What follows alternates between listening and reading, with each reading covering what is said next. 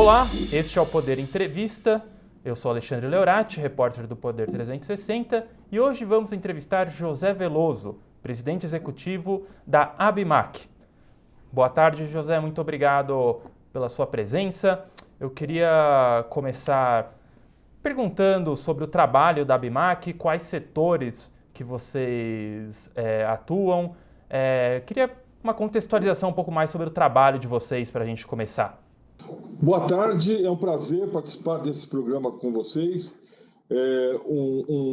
Poder 360 é um veículo que eu leio sempre e que a gente tem muita estima.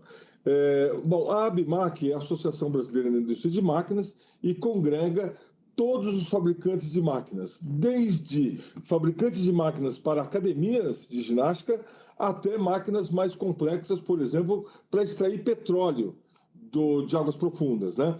Então, nós somos divididos em 40 câmaras setoriais. Então, por exemplo, máquinas e equipamentos para agricultura, máquinas para construção civil, máquinas para a indústria de plástico, máquinas para a indústria do petróleo, mineração, saneamento.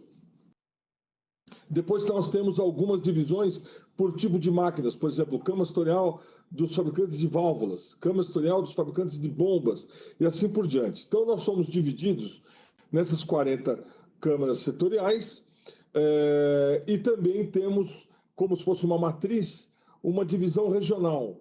Então a ABIMAQ ela tem 11 sedes pelo Brasil, em todos aqueles lugares onde tem as manchas dos fabricantes de máquinas e equipamentos, em todos os estados do Sul e do Sudeste, e mais uma sede política em Brasília e uma sede no Pernambuco. Agora, o setor que vocês representam está extremamente atrelado com a questão do crescimento econômico, o crescimento do PIB, e nós vemos algumas expectativas, alguns cálculos já de crescimento do PIB para o final do próximo ano, para o final desse ano. Como que vocês estão avaliando essa agenda econômica do governo no setor de vocês, no sentido que precisa reforçar algo nessa agenda, ou as visões e as análises são positivas para os próximos anos? Olha, quem compra uma máquina está fazendo um investimento. Tá? A gente vende tanto para a indústria, como para a agricultura, para a área de serviços e a área de comércio. Né? Por exemplo, um grande magazine, um grande armazém distribuidor de mercadorias, centro de distribuição, é composto por máquinas. Né? Então, nós estamos nessas 4 economias.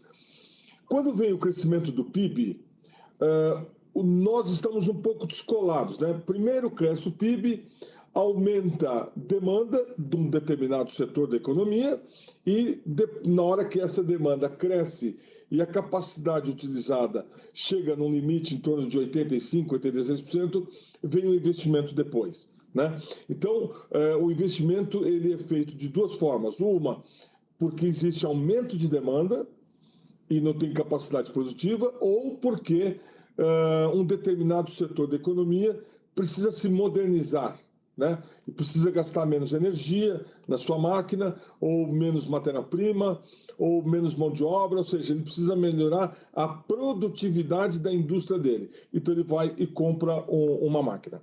Então nós estamos sempre de olho, logicamente, na macroeconomia, mas a gente também olha muito para a formação bruta de capital fixo, né?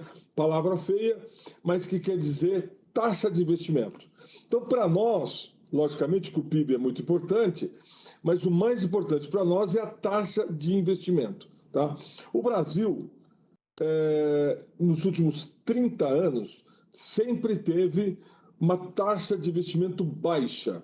Mesmo no início da década de 2000, quando o Brasil teve alguns PIBs positivos e teve aquele booming das commodities, mesmo naquele momento, ainda a taxa de investimento do Brasil nunca foi elevada. Os economistas tem um consenso entre eles, de que um país emergente como o Brasil precisaria ter uma taxa de investimento da ordem de 25% do PIB para ter crescimento sustentado e terminar com voo de galinha. tá? Nos últimos 30 anos, a taxa de investimento média do Brasil foi em torno de 18% a 19% do PIB, muito aquém dos 25% necessários. Se a gente pegar o período dos últimos 8 anos, a média foi um pouco mais elevada, foi 20% do PIB. No entanto, depois, os 8 anos, antes da crise fiscal de 2015. Quando a gente pega, a partir da crise fiscal de 2015 e consequentemente, a crise fiscal, o problema político de impeachment da presidente Dilma, a taxa de investimento despencou. Porque a taxa de investimento ela está atrelada ao crescimento do PIB, mas também ela está atrelada ao índice de confiança. Quando cai a confiança, cai o investimento. Então, a taxa de investimento do Brasil de 2015 até 2019 foram as menores da história, entre 15% e 16% do PIB. Nunca o Brasil investiu tão pouco.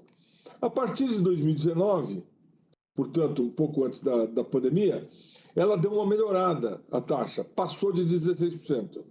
Em 2020, ficou em 16,5%. E agora, em 2021, essa taxa de investimento chegou aos 19%, deu um salto. Com isso, o setor é hoje o setor mais aquecido da indústria de transformação. Não tem nenhum outro setor da indústria mais aquecido que o setor de máquinas. Para você ter uma ideia, nós, quando pegarmos a média entre 2010 e 2013, que foi o principal momento da indústria de máquinas na história do Brasil, entre 10 e 13, nós pegarmos a média de 16 a 19, caiu 40%. Então, nós ficamos 5 anos numa média 40% menos faturamento do que entre 10 e 13.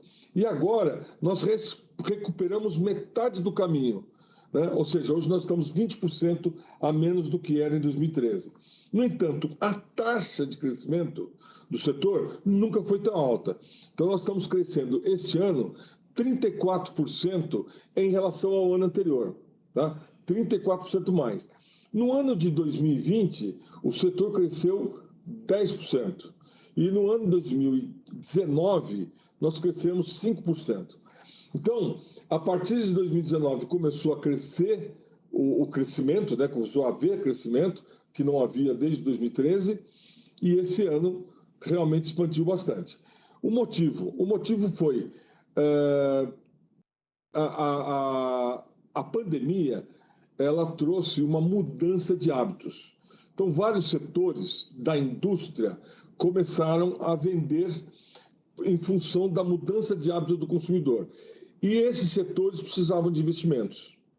Então, houve um crescente investimento, por exemplo, na indústria de bens não duráveis, né? Bens de consumo.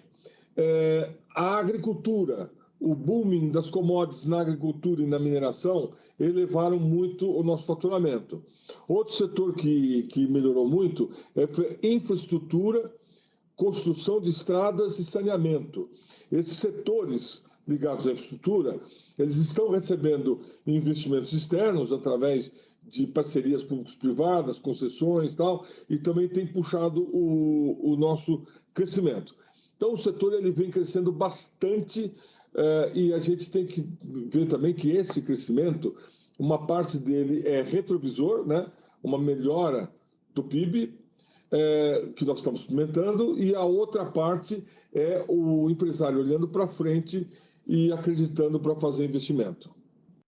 Bom, se isso vai permanecer, agora é a grande questão, né? A gente tem alguns números da economia que estão piorando, né? Por exemplo, a inflação. A gente estava num período de juros baixos e não existe melhor ambiente do que juro baixo para quem quer fazer investimento, né? Então, agora nós estamos num período de juros crescentes. A gente olha menos para a Selic e olha mais para a curva de longo prazo, porque quem compra uma máquina quer fazer financiamento de longo prazo, a curva de longo prazo já passou de 10% ao ano. Então, os juros sobem e a inflação, em algumas, vamos dizer, alguma instabilidade na economia, e isso realmente pode mudar o ânimo dos investidores. Não aconteceu ainda, o setor não tem nenhuma demonstração de que vai esfriar, ele vai, no mínimo, continuar no mesmo nível alto. No entanto, a gente está prestando muita atenção nos números macroeconômicos, logicamente com receio de que essa boa fase passe. Embora a questão do investimento em infraestrutura e a questão das commodities ainda são variáveis que estão colocadas e vão permanecer aquecidas do jeito que estão. Então, quando nós falamos de 2022, ainda há uma previsão do setor estar aquecido e crescendo ainda? Olha, então, esse ano aqui a gente vai terminar, como eu falei, no acumulado até agosto, nós estamos com um crescimento de 34%. Mas no ano de 2021, nós vamos diminuir um pouco esse crescimento, não que mude a expectativa. A curva vai continuar levemente flexionada para cima, mas é que a base, quando entrar na nossa base setembro, outubro e novembro do ano passado, foram meses melhores do que os 3 meses anteriores. Então, a base vai aumentar. Então, o nosso crescimento vai diminuir, não porque estamos vendendo menos esse ano, mas porque vendemos mais no ano passado, no final do ano. Então, com isso, a gente deve terminar o ano com um crescimento em torno de 20% a 25%. No próximo ano, a gente já começou a fazer os estudos, a gente tem um modelo econométrico aqui para prever crescimento, só que a gente roda esse modelo com a gente assume algumas variáveis da economia, de inflação, de PIB, enfim, de taxa de investimento, a gente coloca essas variáveis. Então, eu diria que, pelo que nós estamos capturando do nosso estudo, a gente deve crescer em 2022 entre 5% e 10%, dependendo de algumas variáveis macroeconômicas. Agora, em 2022, né, segundo os estudos e já relatórios publicados pelo Ministério de Minas e Energia, a nossa crise hídrica maior em 91 anos que estamos enfrentando agora, a tendência é continuar em 2022, a depender das chuvas no período úmido agora, né? Como que o setor enxerga essa questão da crise hídrica? É uma preocupação? A ANEEL já estuda com o governo o deslocamento do horário de pico da indústria? Como que vocês estão analisando essa questão? Pode atrapalhar o setor no geral? Olha, a crise hídrica ela é uma oportunidade e um risco para nós. A gente tem os dois lados. Porque nós que fabricamos os equipamentos que vão mitigar o risco. Tá? Então, por exemplo, na questão dos geradores, nós crescemos mais de 100% as vendas em relação ao ano anterior. Quando você vende um gerador, vai um monte de outros componentes juntos, né? Um motor elétrico, enfim, todo o equipamento que vai junto com o gerador. Então, estou falando de geradores a combustão. Né? Quando a gente pega o eólico, também aceleraram as entregas. Quando a gente pega os equipamentos para energia solar, também está aqui na Bimac. Então, nós temos assim uma venda extraordinária, porque não é o normal, de vários equipamentos que normalmente não se venderia se não fosse pela crise hídrica. Então, tem esse lado também. Então, crescemos muito a venda na nossa área de geração de energia. Quanto ao risco de um racionamento ou de um apagão, nós nos reunimos já 4 vezes com o ministro Beto Albuquerque, já tivemos com a EPE, 2 reuniões com a EPE, e estamos, logicamente, procurando estar sempre próximo às autoridades para a gente ver como a coisa está caminhando. No momento, com os dados que nós temos, nós acreditamos que não haverá racionamento em 2021. O que é o racionamento? É quando a quantidade consumida de energia é maior que a quantidade disponível. A quantidade disponível ainda é acima da exigida e tem uma certa folga, tá? Logicamente que com a entrada da energia das termoelétricas, né? e também geradores, essas coisas todas. Então a gente acredita que não vai acontecer de precisarmos fazer um racionamento porque a folga ainda é interessante. No entanto, quando a gente fala de apagão, é o seguinte, você tem lá a energia disponível e a consumida. Tá tudo certo, não vou ter racionamento. No entanto, eu posso ter um pico, porque isso aqui é uma média. Mas pode ser que numa determinada região do país, vamos lá, por exemplo, no Rio de Janeiro, 3 horas da tarde, todo mundo liga o ar-condicionado porque o calor fica muito forte. Então ali dá um pico e aí pode essa linha que tem que estar abaixo, ultrapassar a quantidade de energia disponível. Então aí você pode ter o apagão. No entanto, esse problema também foi mitigado porque a rede de transmissão do Brasil, houve muitos investimentos nos últimos 20 anos e a rede ela é bastante robusta. Então, vamos lá. Antigamente, mesmo na crise de 2014, 2015, mas principalmente na crise de 2000, quando faltava energia, por exemplo, no interior de Santa Catarina, apagava lá metade do estado. Né? Era um apagão grande. Por quê? Porque não tinha como puxar energia de outros lugares, onde estava sobrando energia, por falta de comunicação, transmissão. Os investimentos feitos nos últimos 20 anos e também nos últimos 5 anos foram bastante importantes. E hoje você tem uma rede bem interligada. Então vamos lá, vamos imaginar que eu tive um apagão na região de Ribeirão Preto, por exemplo. Né? E aí faltou energia. E essa falta de energia, ela, se acontecer, ela vai ser instantânea, vai durar pouco tempo e em poucos minutos a ONS consegue puxar energia de algum outro lugar que não está sobrecarregado através dessa boa malha interligada que a gente tem. Então, resumindo, nós não acreditamos em racionamento, nem em 2021 e também não para 2022, porque quando você entra com as térmicas e vários investimentos estão sendo feitos, você cobre. O que a gente acredita que pode acontecer serão apagões.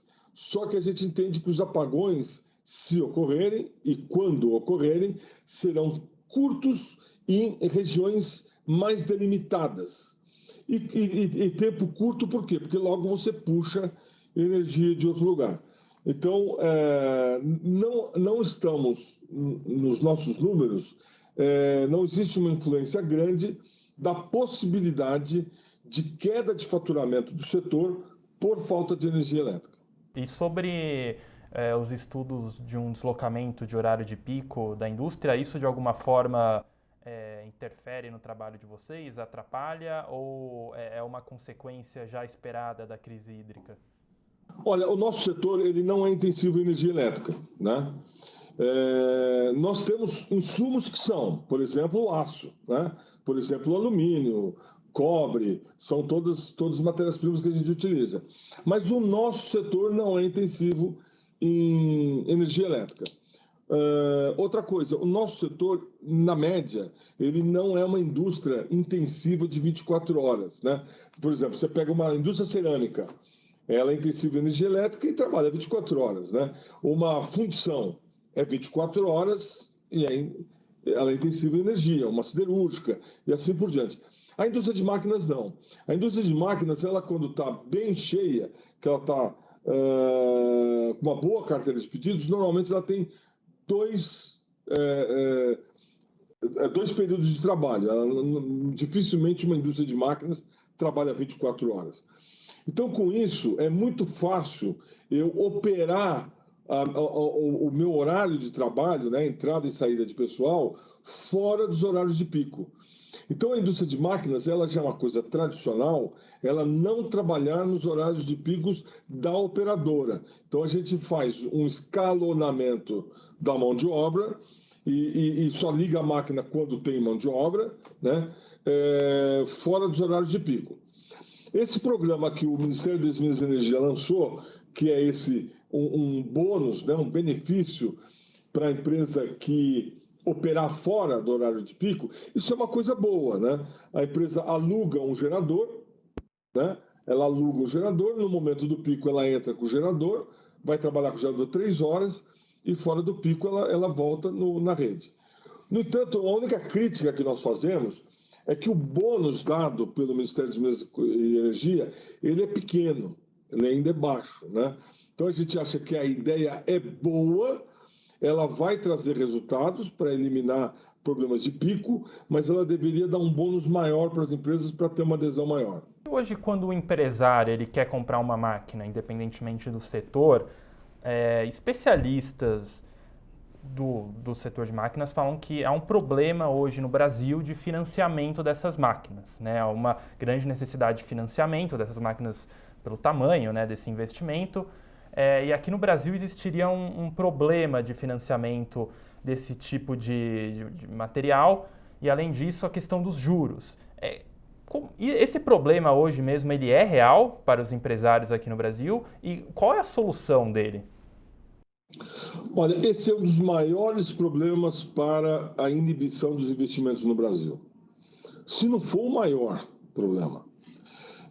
Eu costumo dizer para o governo e para o BNDES, nos últimos anos aí, que tem um monte de gente querendo comprar máquina e um monte de gente querendo vender máquina, um monte de gente querendo modernizar a sua produção, entrar nas novas tecnologias da indústria 4.0.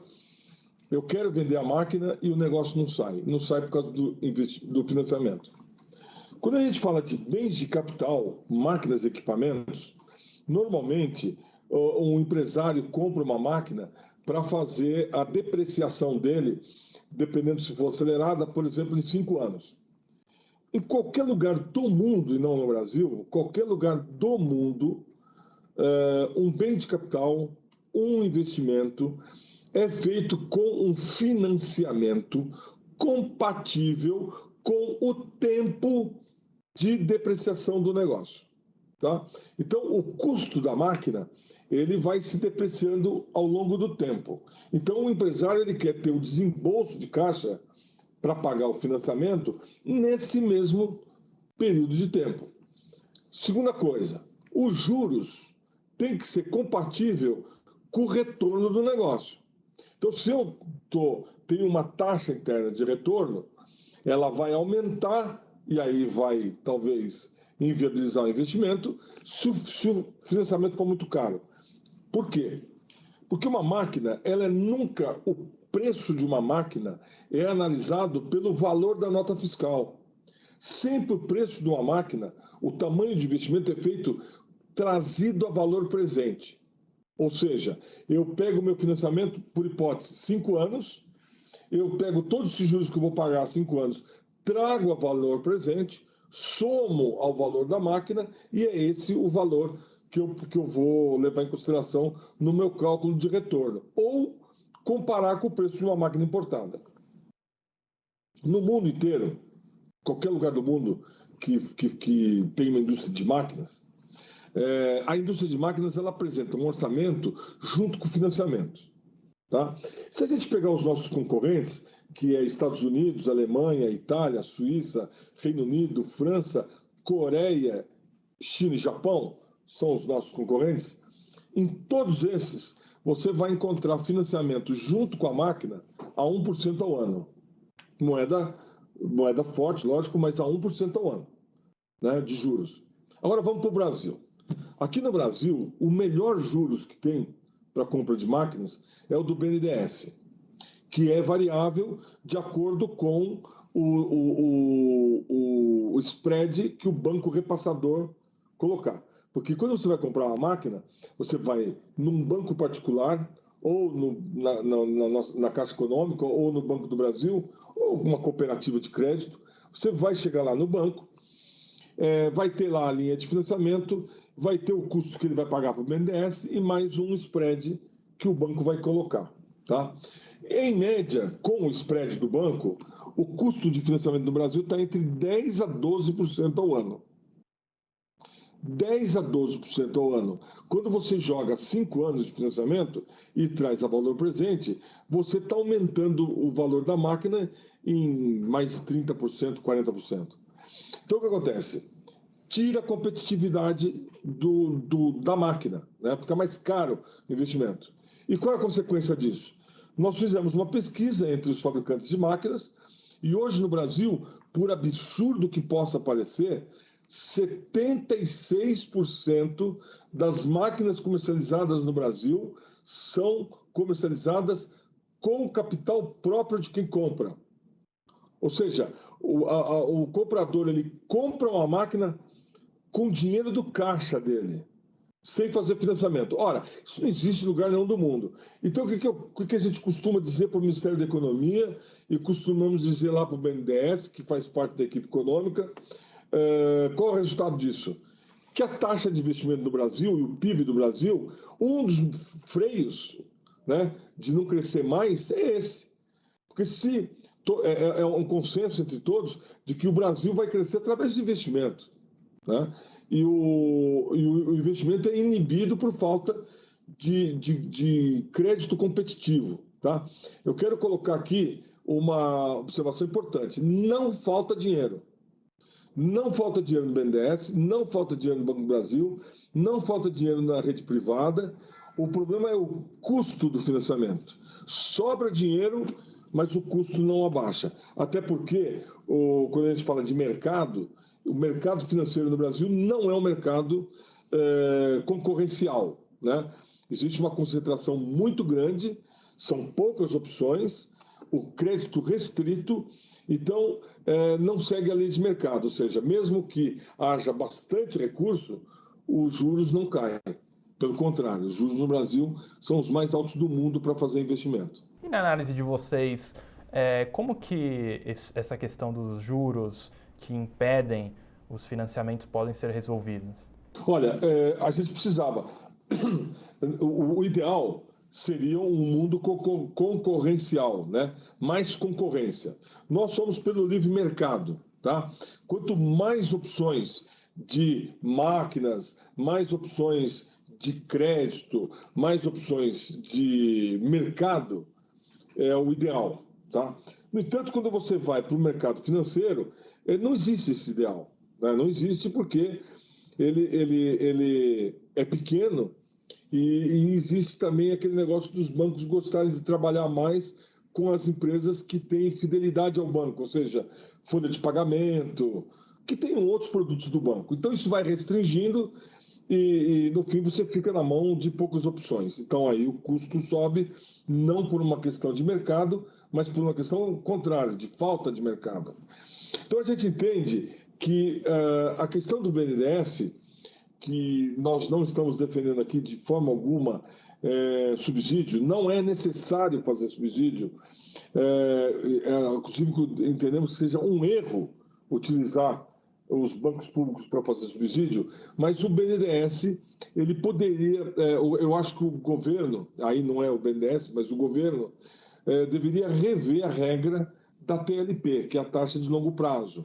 A taxa de longo prazo, que é o custo que o BNDES paga, o capital dele, ele é atrelado hoje a taxas de mercado que sofrem com especulação. Então, toda vez que tem especulação, e também toda vez que sobe a inflação, o IPCA, a TLP sobe. Então, isso gera uma taxa alta no mercado, por causa da forma de cálculo da TLP, e também causa uma volatilidade muito grande. Então, por exemplo, eu estou falando, eu vou comprar uma máquina e quero pagar em 5 anos, eu não quero volatilidade na taxa de juros, né? Eu preciso ter previsibilidade, senão eu não financio. Então, no Brasil precisa de previsibilidade, precisa de menos volatilidade na taxa de juros e precisaria rever a TLP para um sistema que fosse menos volátil. E outra pauta importante, né, para o setor, que é a reforma tributária. Uma complexidade absurda para aprovar uma reforma tributária, independentemente do tamanho. Um dos motivos, uma questão política, além disso também, enfim, diversos interesses de todos os setores da economia que serão impactados, né? Agro, máquinas, todos os setores, né? Quais são as demandas de vocês na reforma tributária? O setor de máquinas, no geral, ficou atrás, esquecido, ou ou as conversas com o governo mesmo e com o parlamento têm sido positivas nessa questão?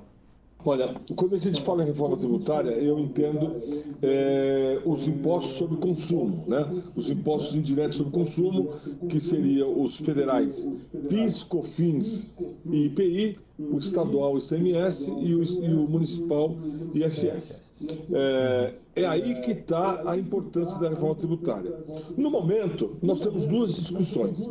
Uma reforma nos impostos indiretos sobre consumo, esses que eu falei, e a do imposto de renda, que já passou pela Câmara e está lá no Senado. A gente entende que a reforma tributária mais importante para o país, que é fundamental para recuperar a competitividade da nossa economia, para o Brasil voltar a crescer e gerar empregos, é a reforma sobre os bens, sobre os impostos, sobre bens de consumo, ou seja, os impostos diretos sobre consumo. PIS, COFINS, IPI, ICMS e ISS.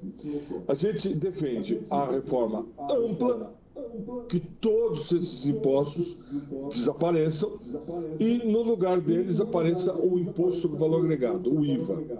Existia um projeto que a gente acha muito bom, que é o projeto do deputado Aguinaldo Ribeiro, que foi uma junção da PEC 45, que estava na Câmara, e da PEC 110, que está no Senado, uma junção delas, mas o Aguinaldo Ribeiro, deputado, ele conseguiu equacionar vários problemas de alguns setores que não poderiam ter aumento de custo relativo. Por exemplo, a área de educação, a área hospitalar, consultas médicas, transporte coletivo, tudo isso foi resolvido no projeto dele.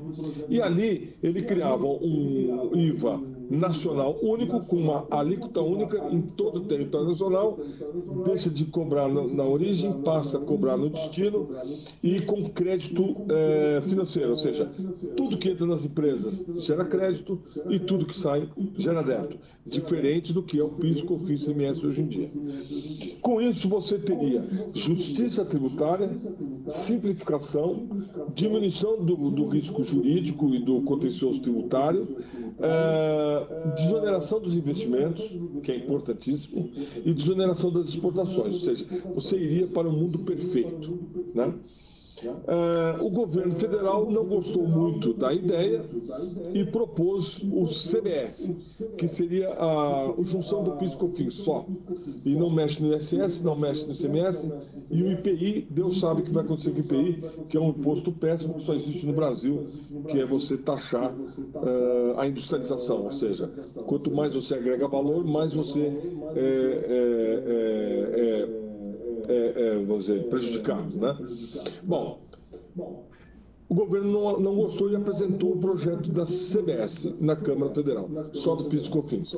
Bom, muita discussão rolou e aí agora, semana passada, numa reunião do ministro Paulo Guedes com o senador Roberto Rocha, chegou-se a um consenso de dois IVAs, um IVA federal, que seria o PIS e COFINS, e um IVA subnacional ou estadual, mas subnacional, porque também seria para os municípios, um subnacional pegando ICMS e ISS.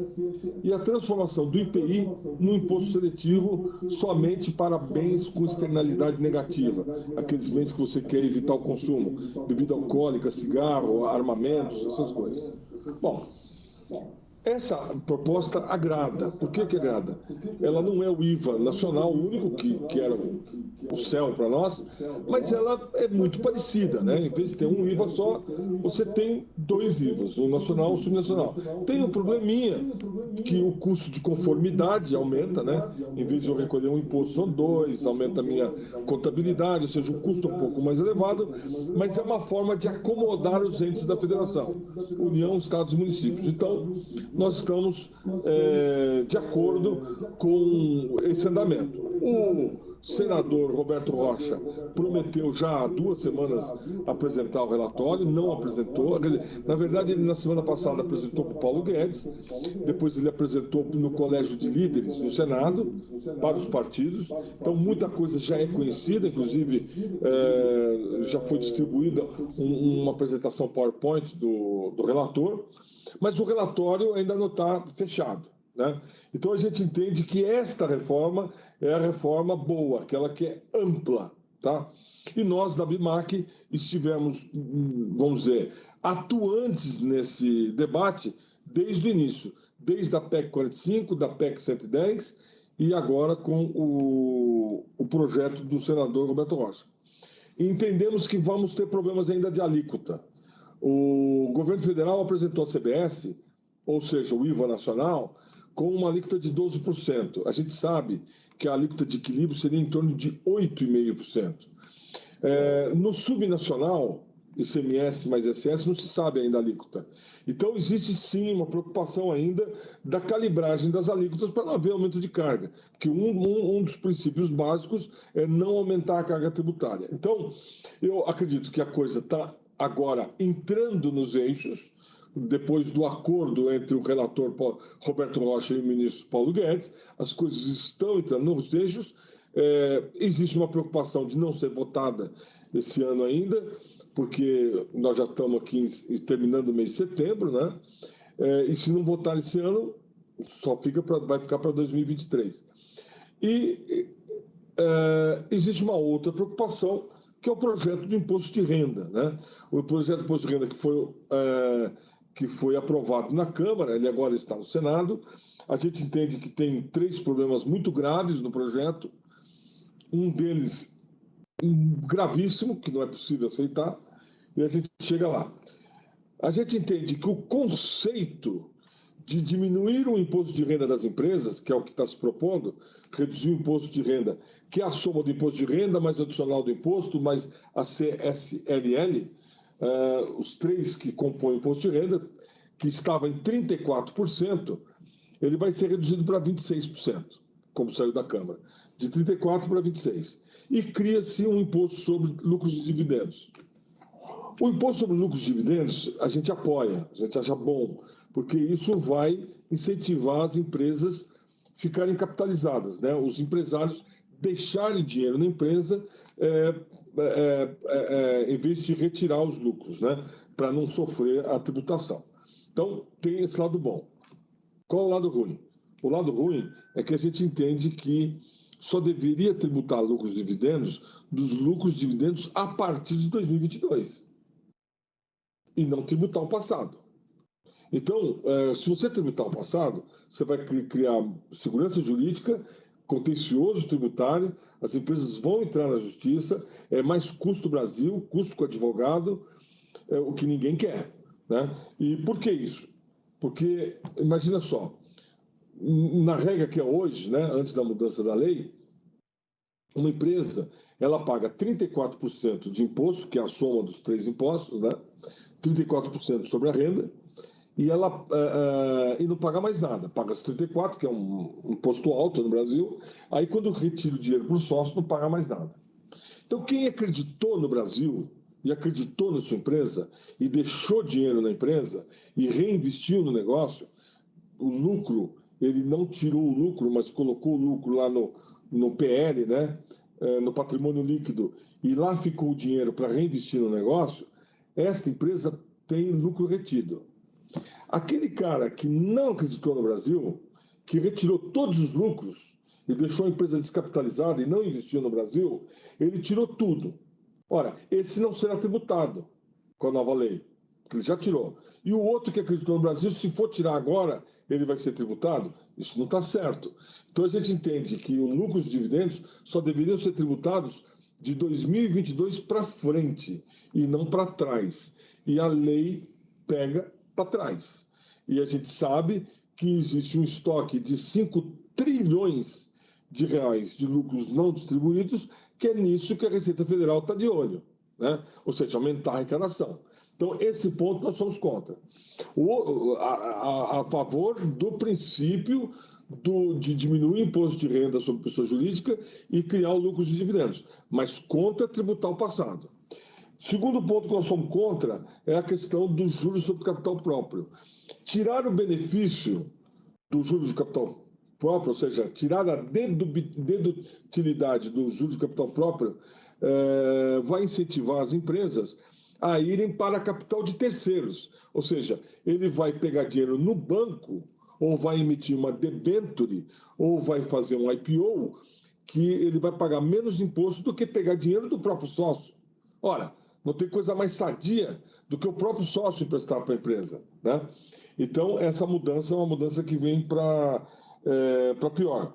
E, por último, quando o governo isentou as empresas até faturamento de 4 milhões e 800 por ano, ou seja, uma empresa que fatura até 4,8 milhões de reais por ano, vai ficar isenta do imposto sobre distribuição de lucros e dividendos. E vai ter uma redução da carga tributária de 34 para 26. Ora, você vai ter uma grande diminuição de carga tributária e não vai ter lucros e dividendos. Então, o que vai acontecer? Todo mundo vai querer faturar até 4.800. O que vai acontecer com isso? Um empresário que tem uma empresa que fatura 9, ele vai abrir uma outra empresa, vai dividir o faturamento, vai ter duas que faturam 4,5 para pagar imposto. Outra coisa, vai incentivar a pejotização. Então, o projeto que lá atrás,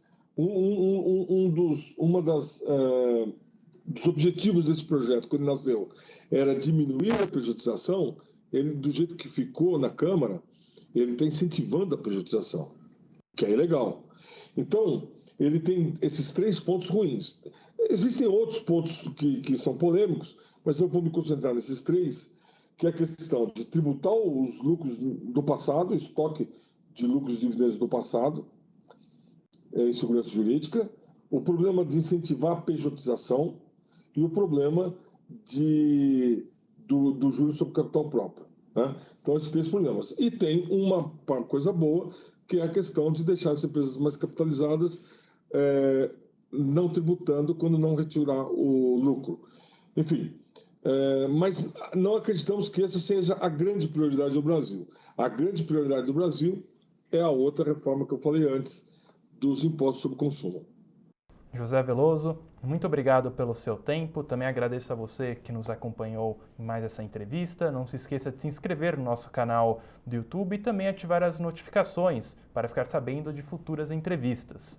Até mais!